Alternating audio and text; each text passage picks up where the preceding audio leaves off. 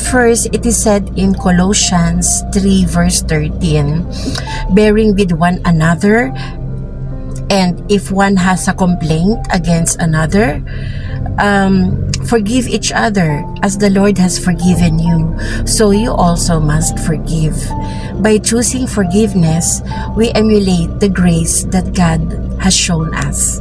Of course, bilang tao, mahirap po magpatawad, mahirap alisin yung tampo, but we can cry for help to God.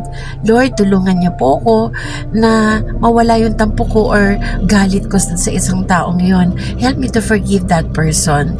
Eventually, by faith, He will teach you and give you the heart to forgive. Secondly, Proverbs 15 verse 1 reminds us, a soft answer turns away wrath, but a harsh word stirs